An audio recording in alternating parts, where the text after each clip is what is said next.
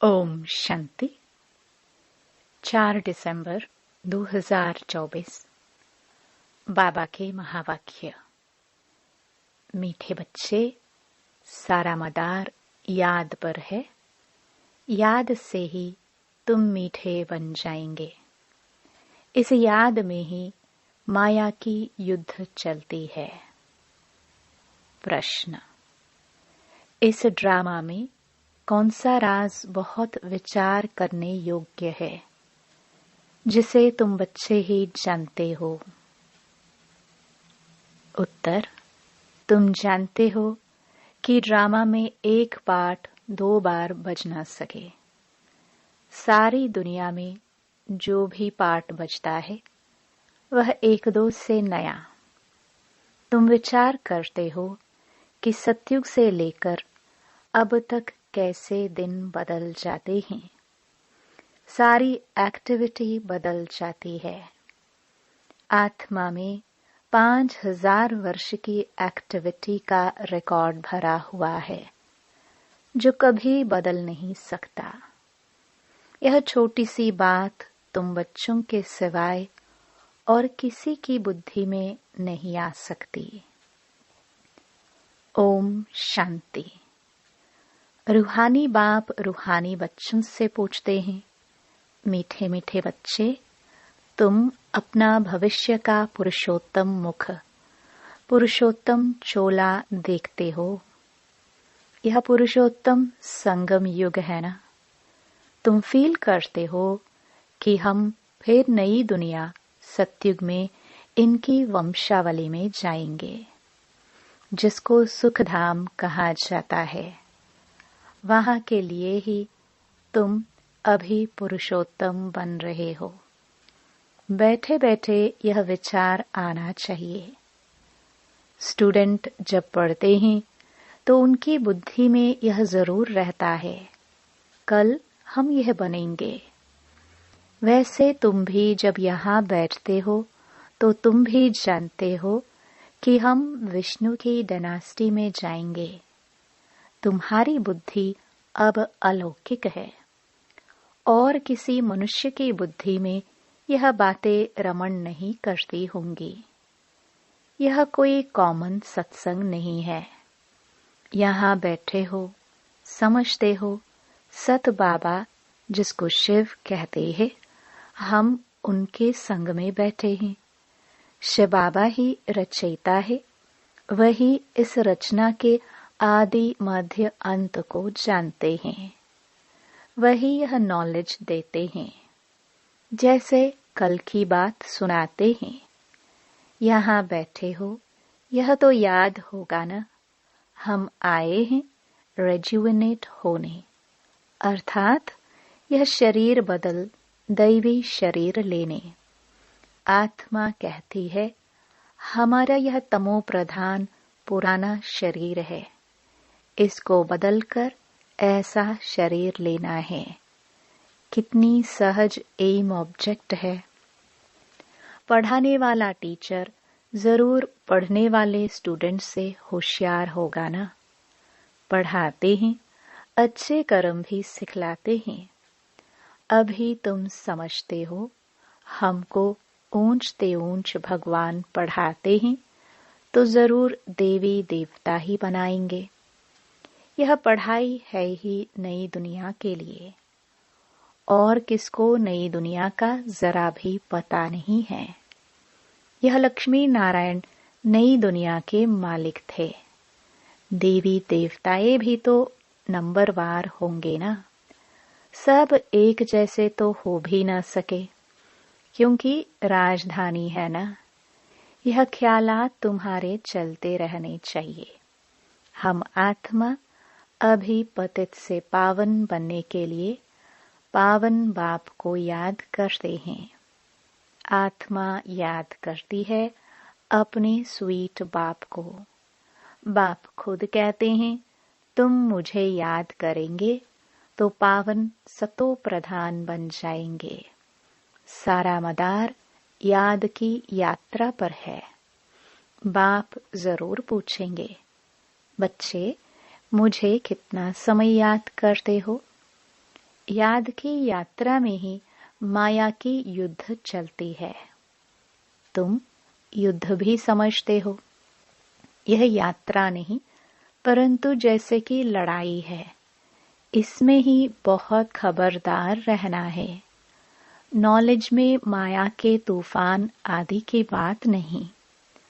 बच्चे कहते भी हैं, बाबा हम आपको याद करते हैं, परंतु माया का एक ही तूफान नीचे गिरा देता है।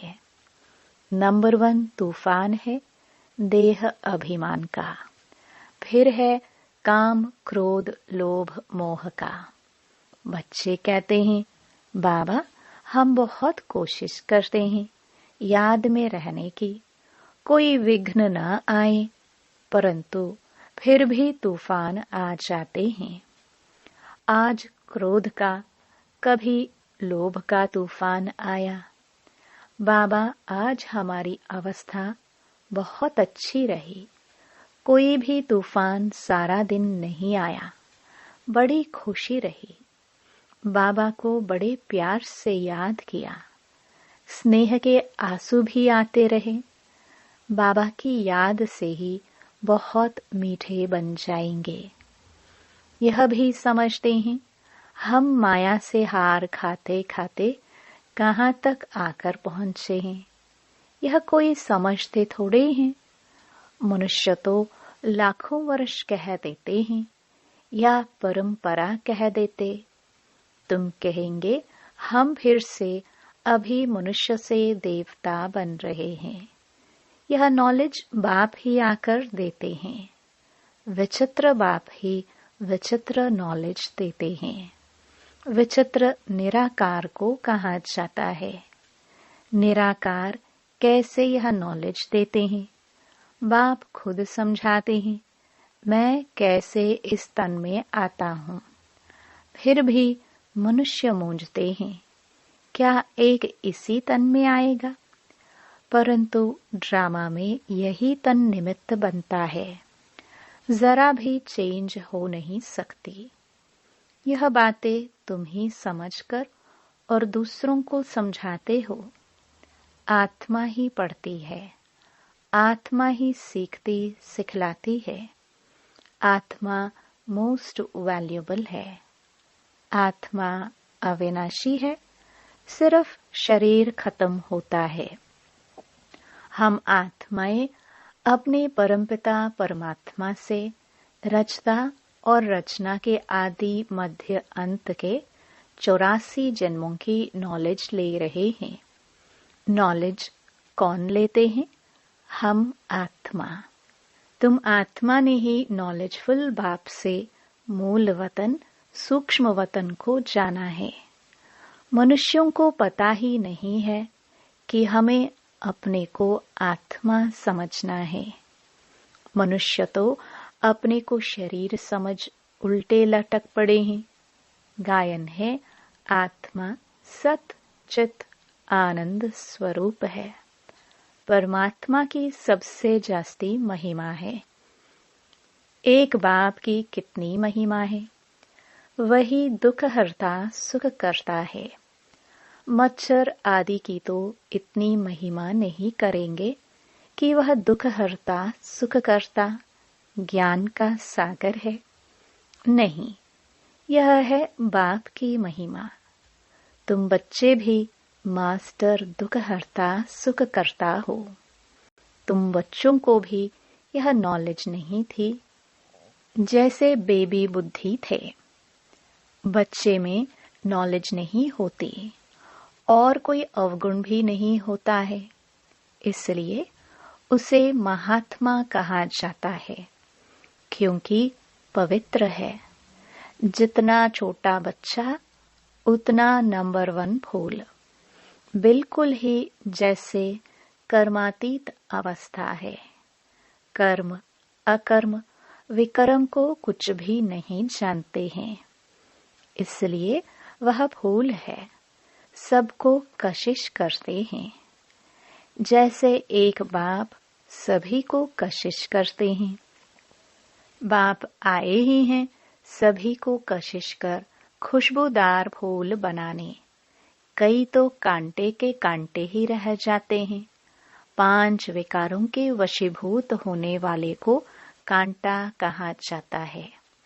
नंबर 1 कांटा है देह अभिमान का, जिससे और कांटों का जन्म होता है। कांटों का जंगल बहुत दुख देता है। किस्म किस्म के कांटे जंगल में होते हैं ना, इसलिए इसको दुखधाम कहा जाता है। नई दुनिया में कांटे नहीं होते, इसलिए उसको सुखधाम कहा जाता है। शिव बाबा फूलों का बगीचा लगाते हैं, रावण कांटों का जंगल लगाता है, इसलिए रावण को कांटों की झड़ियों से जलाते हैं और बाप पर फूल चढ़ाते हैं। इन बातों को बाप जाने और बच्चे जाने और न जाने कोई। तुम बच्चे जानते हो, ड्रामा में एक पार्ट 2 बार बज ना सके। बुद्धि में है सारी दुनिया में जो पार्ट बजता है वह 1-2 से नया। तुम विचार करो, सतयुग से लेकर अब तक कैसे दिन बदल जाता है। सारी एक्टिविटी ही बदल जाती है। 5000 वर्ष की एक्टिविटी का रिकॉर्ड आत्मा में भरा हुआ है, वह कभी बदल नहीं सकता। हर आत्मा में अपना अपना पार्ट भरा हुआ है। यह छोटी सी बात भी कोई की बुद्धि में आ ना सके। इस ड्रामा में पास्ट, प्रेजेंट और फ्यूचर को तुम जानते हो। यह स्कूल है ना। पवित्र बन बाप को याद करने की पढ़ाई बाप पढ़ाते हैं। यह बातें कभी सोची थी कि बाप आकर ऐसे पतित से पावन बनाने की पढ़ाई पढ़ाएंगे। इस पढ़ाई से ही हम विश्व के मालिक बनेंगे। भक्ति मार्ग के पुस्तक ही अलग हैं, उसको कभी पढ़ाई नहीं कहा जाता है। ज्ञान के बिना सद्गति हो भी कैसे। बाप बिना ज्ञान कहाँ से आए जिससे सद्गति हो। सद्गति में जब तुम होंगे तब भक्ति करेंगे नहीं, वहां है ही अपार सुख। फिर भक्ति किस लिए करे। यह ज्ञान अभी ही तुम्हें मिलता है। सारा ज्ञान आत्मा में रहता है। आत्मा का कोई धर्म नहीं होता। आत्मा जब शरीर धारण करती है फिर कहते हैं फलाना इस धर्म का है। आत्मा का धर्म क्या है। एक तो आत्मा बिंदी मिसल है और शांत स्वरूप है, शांति धाम में रहती है। अभी बाप समझाते हैं सभी बच्चों का बाप पर हक है। बहुत बच्चे हैं जो और धर्मों में कन्वर्ट हो गए हैं, वह फिर निकलकर अपने असली धर्म में आ जाएंगे। जो देवी देवता धर्म छोड़ दूसरे धर्म में गए हैं, वह सभी पत्ते लौट अपनी जगह पर आ जाएंगे। तुम्हें पहले पहले तो बाप का परिचय देना है। इन बातों में ही सब मूंझे हुए हैं। तुम बच्चे समझते हो अभी हमें कौन पढ़ाते हैं। बेहद का बाप श्री कृष्ण तो देहधारी है। इनको ब्रह्मा बाबा को भी दादा कहेंगे। तुम सब भाई भाई हो ना। फिर है मर्तबे के ऊपर। भाई का शरीर कैसा है, बहन का शरीर कैसा है। आत्मा तो एक छोटा सितारा है। इतनी सारी नॉलेज एक छोटे से सितारे में है। सितारा शरीर के बगैर बात भी नहीं कर सकता। सितारे को पाठ बजाने के लिए इतने ढेर ऑर्गन्स मिले हुए हैं। तुम सितारों की दुनिया ही अलग है। आत्मा यहाँ आकर फिर शरीर धारण करती है। शरीर छोटा बड़ा होता है। आत्मा ही अपने बाप को याद करती है। वह भी जब तक शरीर में है। घर में आत्मा बाप को याद करेगी? नहीं, वहां कुछ भी मालूम नहीं पड़ता। हम कहाँ हैं? आत्मा और परमात्मा दोनों जब शरीर में हैं, तब आत्माओं और परमात्मा का मेला कहाँ जाता है। गायन भी है, आत्मा और परमात्मा अलग रहे बहुकाल। कितना समय अलग रहे? याद आता है कितना समय अलग रहे? सेकंड सेकंड पास होते 5000 वर्ष बीत गए। फिर 1 नंबर से शुरू करना है। एक्यूरेट हिसाब है। अभी तुमसे कोई पूछे इसने कब जन्म लिया था, तो तुम एक्यूरेट बता सकते हो। श्री कृष्ण ही पहले नंबर में जन्म लेता है। शिव का तो कुछ भी मिनट सेकंड नहीं निकाल सकते। श्री कृष्ण के लिए तिथि तारीख मिनट सेकंड निकाल सकते हो। मनुष्यों की घड़ी में फर्क पड़ सकता है। शिव बाबा के अवतरण में तो बिल्कुल फर्क नहीं पड़ सकता। पता ही नहीं पड़ता कब आया।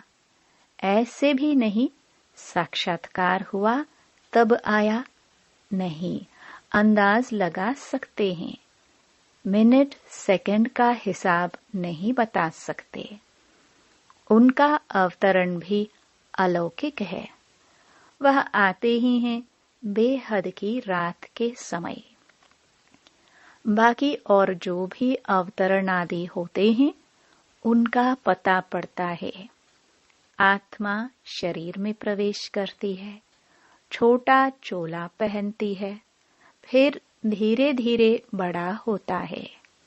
शरीर के साथ आत्मा बाहर आती है। इन सभी बातों को विचार सागर मंथन कर फिर औरों को समझाना होता है। कितने ढेर मनुष्य हैं, एक न मिले दूसरे से।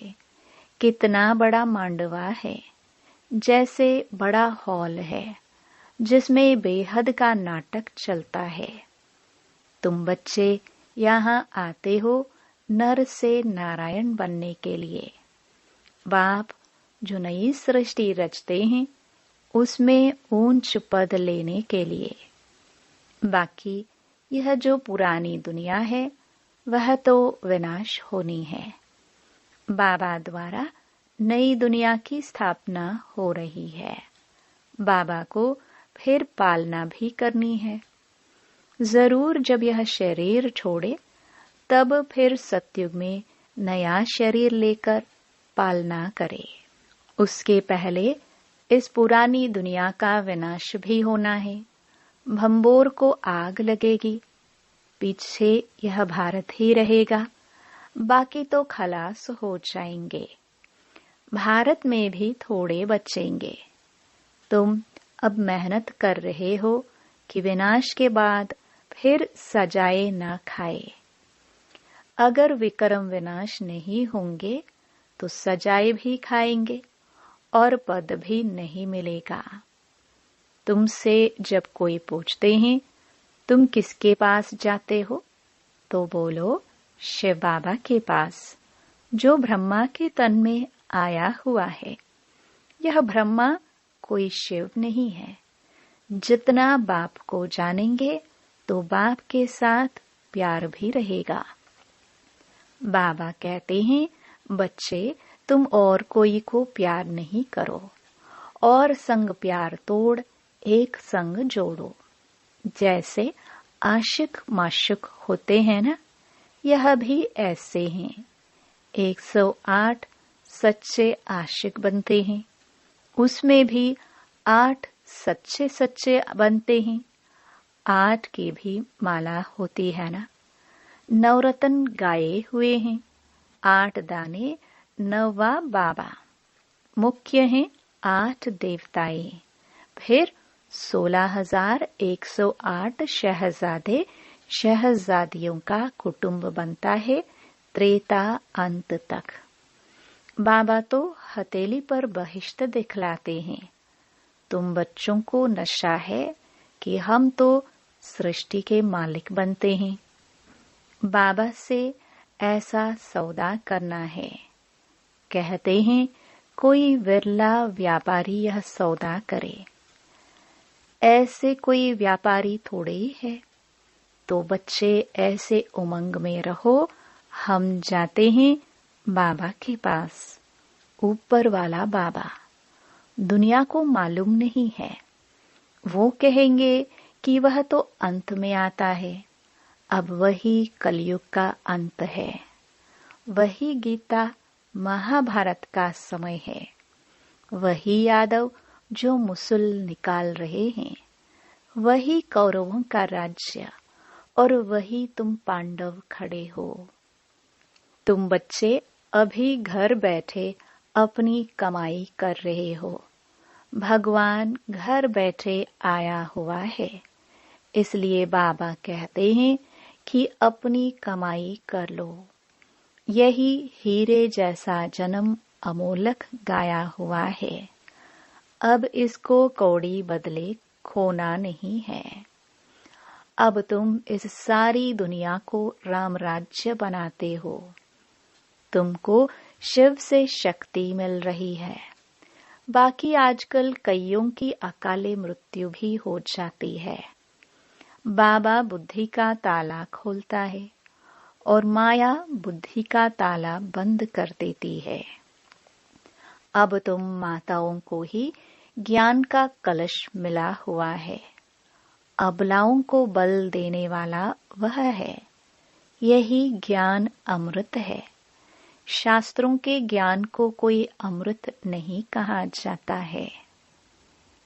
अच्छा, मीठे मीठे सिखिलदे बच्चों प्रति मात पिता बाप दादा का याद प्यार और गुड मॉर्निंग। रूहानी बाप की रूहानी बच्चों को नमस्ते। धारणा के लिए मुख्य सार।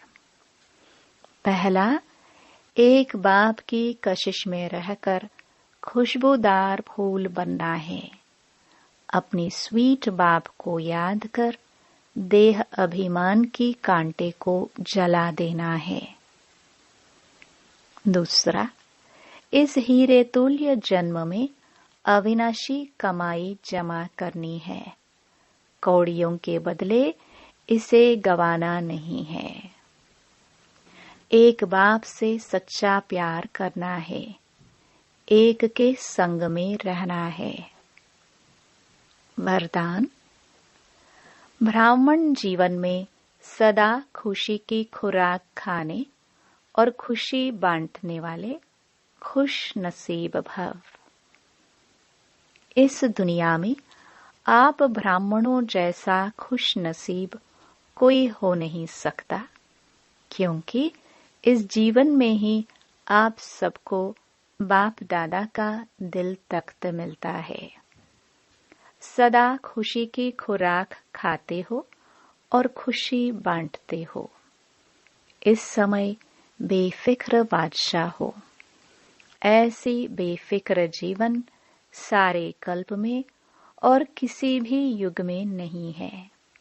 सतयुग में बेफिक्र होंगे, लेकिन वहां ज्ञान नहीं होगा। अभी आपको ज्ञान है, इसलिए दिल से निकलता है, मेरे जैसा खुशनसीब कोई नहीं। स्लोगन, संगम युग के स्वराज्य अधिकारी ही भविष्य के विश्व राज्य अधिकारी बनते हैं। ओम शांति।